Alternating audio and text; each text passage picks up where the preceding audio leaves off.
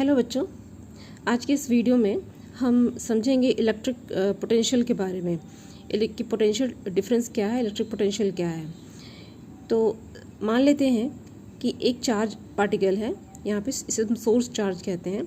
तो ये यहाँ पे प्लेस्ड है और इसके कारण यहाँ पे आसपास में एक इलेक्ट्रिक फील्ड यहाँ पे बन जाता है, डेवलप हो जाता है। और दूसरा एक चार्ज है यहाँ पे, इसे टेस्ट चार्ज कह रहे हैं, Q0। ये एक टेस्ट चार्ज है, ये पॉइंट ए पे है। अब यहाँ से इस चार्ज को, पार्टिकल को अगर हम बी तक लाते हैं या किसी भी पॉइंट पे लाते हैं तो यहाँ पे वर्क डन होगा।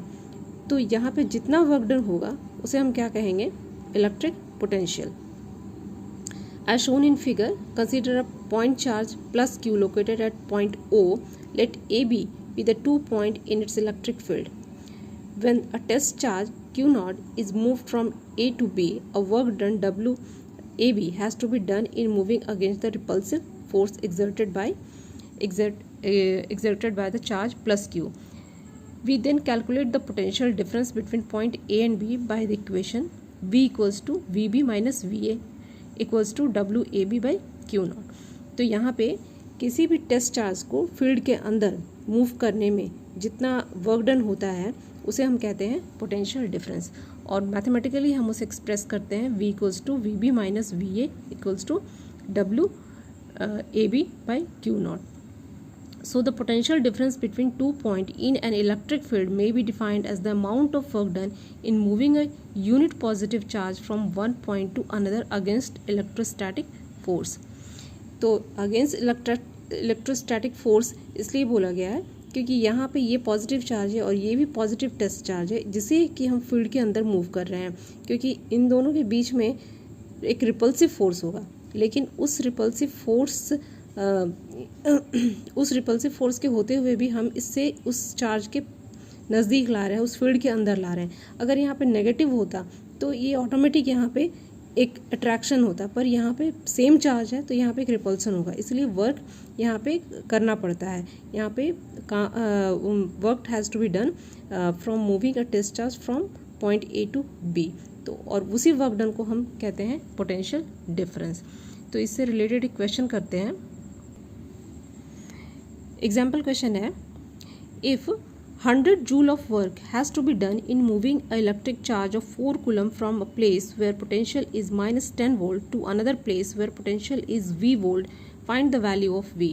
यहाँ पे 100 joule of work जो है वो हो रहा है तब जब 4 coulomb चार्ज जो है, 4 coulomb चार्ज को पॉइंट A से B मीन्स कि माइनस 10 वोल्ट से V वोल्ट तक लाया जाता। अब ये V वोल्ट हमें अननोन है, ये नहीं पता है। यहाँ पे पॉइंट A से B तक अगर हम लाते हैं वो 4 कूलम चार्ज को, तो उस काम को करने में 100 जूल ऑफ वर्क वहाँ पे हो रहा है। तो हमें फाइंड करना है कि ये V क्या है, मीन्स कि पोटेंशियल दूसरी पॉइंट पे क्या पोटेंशियल है वो हमें फाइंड करना है। तो जो गिवन वैल्यूज़ हैं जब हम उसे पहले रखेंगे तो यहाँ पे है work done from bringing a test charge from point A to B is 100 joule, Q0 is 4 coulomb and VA means potential at point A is minus 10 volt, potential at point B is V volt. Then B minus VA equal to WAB by Q0। यहाँ पे सारे values को हम रख देंगे। VB हमें पता नहीं है, जो कि V है, फाइंड करना है। VA minus 10 volt, WAB 100 joule, Q0 4। जब इस कैलकुलेट करेंगे तो हमारे पास निकल के आ जाता है ये V equals to 25 minus 10 that is 15 volt. तो दूसरे पॉइंट पे जो पोटेंशियल है वो है 15 वोल्ट। तो हमारा दूसरा एग्जाम्पल क्वेश्चन है, determine the electric potential at the surface of gold nucleus. The radius is 6.6 into 10 to the minus 15 meter and the atomic number Z equals to 79. Given charge on proton is 1.6 into 10 to the minus 19 coulomb। यहाँ पे gold atom है, उसका nucleus के ऊपर में कितना potential होगा ये हमें फाइंड करना है उसके सरफेस के ऊपर में। तो यहाँ पे जो डेटा हमारे पास जो दिया हुआ है वो गोल्ड का एटॉमिक नंबर Z=79 दिया हुआ है। जो रेडियस है एटॉमिक रेडियस वो गोल्ड का 6.6 इंटू 10⁻15 मीटर है। और जो चार्ज ऑन प्रोटोन है वो 1.6 इंटू 10⁻19 कूलम ये दिया हुआ है। तो यहाँ पे हम फाइंड करेंगे इसको इस तरह से। यहाँ पे पहले हम टोटल चार्ज फाइंड करेंगे कि टोटल चार्ज क्या है। तो एटॉमिक नंबर का मतलब है कि numbers of electron, numbers of proton. तो यहाँ पे जो नंबर्स ऑफ जो प्रोटोन है या इलेक्ट्रॉन होगा तो उसे जब हम चार्ज के से मल्टीप्लाई कर देंगे तो वो टोटल वहाँ पे चार्ज कितना है वो फाइंड हो जाएगा। As the nucleus is spherical it behaves like a point charge on external point. तो यहाँ पे जो Q है Q=NE, N total number of electron और proton multiplied by charge on each electron या प्रोटॉन। तो यहाँ पे हम जो है Q फाइंड करेंगे न्यूक्लियस के अंदर जो प्रोटॉन है वो है वो सेम होता है जितना एटॉमिक नंबर है।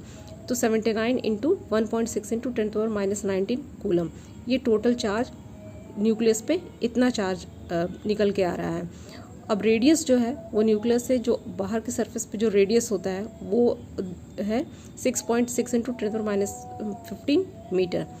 अब पोटेंशियल डिफरेंस को हम जो पोटेंशियल है वो उसके लिए एक्सप्रेशन लिखेंगे V=1/4πε0 Q/R। तो यहाँ पे ये अपने कूलम्स लॉ जब पढ़ा होगा तो पोटेंशियल को इस तरह से वहाँ पे डिफाइन किया गया था। तो यहाँ पे जब हम वैल्यू रखेंगे 1.4πε0 का तो 9 into 10⁻9 multiplied by total charge this divided by radius, atomic radius. तो इसे कैलकुलेट करने के बाद ये निकल के आ गया 1.7 इंटू 10⁻7 वोल्ट। तो इतना पोटेंशियल जो है ये सरफेस पे, गोल्ड के न्यूक्लियस के सरफेस पे इतना पोटेंशियल हमें मिलेगा। तो इस तरह से हम इसको फार्मूला यूज़ करके हम बहुत आसानी से कर सकते हैं। इसमें बस ध्यान ये रखना है कि जो गिवन डेटा है उसे सबसे पहले लिख लेना है और जो फार्मूला उससे मिलता जुलता फार्मूला को यहाँ पर रिकॉल करके और उसमें डेटा को फिट कर देना है। तो इस तरह से हमारा ये सॉल्व हो जाएगा। Thank you.